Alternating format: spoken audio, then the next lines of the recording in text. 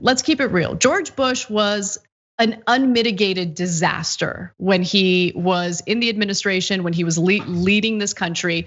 But he's engaging in, a rebranding of sorts. And the latest stunt that he's pulling is a perfect example of that. So The Hill is reporting that former President George W. Bush announced on Facebook that he will publish a book of portraits he's painted to honor 43 US immigrants. So friendly toward immigrants, especially compared to this guy in office now, right? The book and exhibit aim to honor, quote, new Americans who have contributed to the cultural richness, economic vitality, entrepreneurial spirit, and renewed patriotism of our country. Now, I'm not speaking in the sarcastic tone because I disagree with that message. That's actually a message I absolutely agree with. But it's not a message that George Bush and his administration agreed with when they were in power. So I'll get to all of that in just a second, the irony of all of this. But I want to hear your thoughts, Jayar, especially on how amazing it is that if you ever had any position of power, you can like pretty much sell anything, including like a book of mediocre paintings or whatever it is. Yeah, it's buy that? It makes you wonder which George Bush was there during his terms, and then which George Bush are we seeing now? And what kind of, people could have an awakening. People can have these things where they realize the way that they used to do things, because as you point out, you're gonna get to how he treated immigrants before. But, and then have a period where they think, oh man, I was totally wrong on that. Let me go ahead and talk about the reality of what the mass number of immigrants to this country have done for this country, have built this country. And if that's your change of heart, if this is the real W. Bush, then acknowledge the fact that it's different than who you used to be. There's no, hey, this is me now, without acknowledging who we all know who you've been and the policies that have made you, have made you, honestly, I was hesitating to say it, one of the most hated presidents of all time. Because of the policies that you pulled off. And we forget that. The reason I was gonna hesitate is I was thinking people may go, W was hated? Because I don't know how our memories have this short span to it that we have no idea what has happened. But his policies definitely don't match up with these types of glowing words now. So either someone wrote that stuff for you before, or somebody wrote that stuff for you now, probably both. But which one is the one that you actually agree with? Acknowledge that, because there's no way that we don't remember. The photo that we were showing earlier, by the way, all good points. You're right. I mean, if he wants to take ownership of his mistakes in the past, I'm all for it. I do believe that people can grow and evolve, but like just ignoring what he did when he was president is just ridiculous. And I do want to go to that picture that we were showing earlier because, maybe not that bad.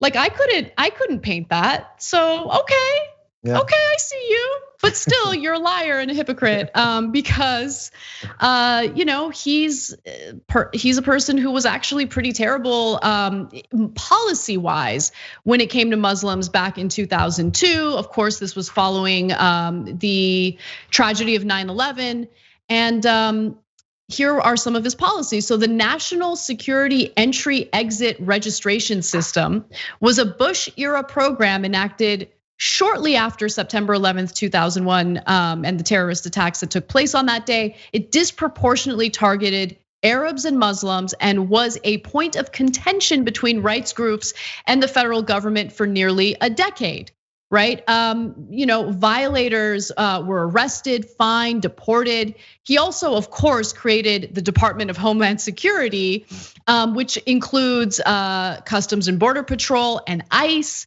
And by the way, here he is actually bragging about that back in 2006.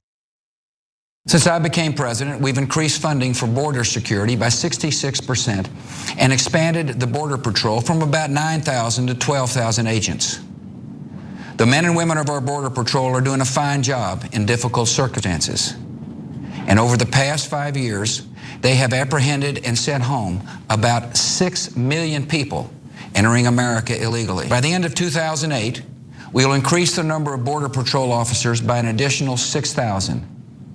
When these new agents are deployed, we will have more than double the size of the Border Patrol during my presidency. At the same time, We are launching the most technologically advanced border security initiative in American history. We will construct high-tech fences in urban corridors and build new patrol roads and barriers in rural areas. We will employ motion sensors, infrared cameras, and unmanned aerial vehicles to prevent illegal crossings. So again, that was him in 2006 bragging about how he was going to expand border security and really lay the groundwork for someone like Donald Trump to be as vicious and horrible to immigrants as he's been. But that wasn't the only time he bragged. One more video, Jayar. This is from 2008. America needs to secure our borders, and with your help, my administration is taking steps to do so. We're increasing worksite enforcement, deploying fences and advanced technologies to stop illegal crossings. We've effectively ended the policy of catch and release at the border. And by the end of this year, we will have doubled the number of Border Patrol agents. Like in 2008, he seemed to have a little more comfort, like delivering a speech. And I think it's because he knew, like, God, I'm almost done with this job. Like, I can't wait till it's over. The first video, like the 2006 one, he's like, you can tell he's super focused. He's like, don't mess up, don't mess up, don't mess up. Internets. Anyway, go ahead. Yeah, as it goes. It's again, those are prepared speeches. That was the policy of his administration. All those things came into play, and he voiced them like proudly. He was the face of it. So now that there's a person, if there's a personal thing with these paintings, and it's different than what he was doing before, we have to see that difference. And again, if we were listening closely to some of those things he was saying, obviously Donald Trump's not the first one to talk about catch and release. He just says it so much more crudely somehow. Think about it. You catch someone and you release them. There's this thing called catch and release. Think about it. That's really the only difference, is that Donald Trump is a 2-year-old and that W was a 7-year-old. So it goes to this, it's just a setup of what we've already seen. And then we forget that he was actually saying it. I've forgotten that he was going on catch and release and building fences and drones, and then 5,000 more troops at the border. And then once you get this guy, do this to him. And oh my God, if you see that brown face, that's a problem. All those things happen. He just didn't say it the same way. So again, if you're trying to remedy that situation, we have to see that you had a problem with it before. Because I'm on board for people having enlightenment. I'm definitely on board. Or maybe he's just trying to sell a book. I don't know. Yeah. And also, I think he's still a person, right? And he knew that he was an unpopular president. And I think that there is an effort to kind of like clean up his image a little bit. But you need to bring up your mistakes in the past to do that, especially for people who are paying attention. So honestly, and it helps because he's got a little help from the Obamas. They seem like they're buddies, so that definitely helps his image.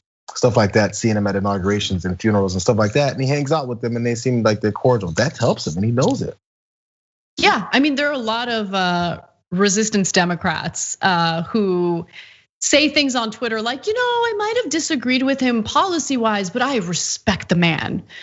Yeah, you respect a guy who was an apologist for the torture that took place under his administration, who, what happened at Abu Ghraib happened under his watch, the disgusting images that emerged from that, the viciousness toward whistleblowers who, informed Americans about what was really happening with drone strikes, for instance. I mean, these things matter. I mean, let's talk about actual substance, right? Anyone can smile in your face and paint goofy paintings, which I confess have improved throughout the years with Bush.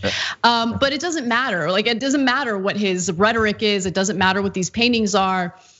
Taking full ownership of his mistakes, I think, is far more important and speaks volumes compared to the nonsense superficial stuff. Want to win a free electric scooter? Well, our partners at Aspiration and Zoom Electric are making it possible. All you have to do is head to tyt.com/greensummer for your chance to win.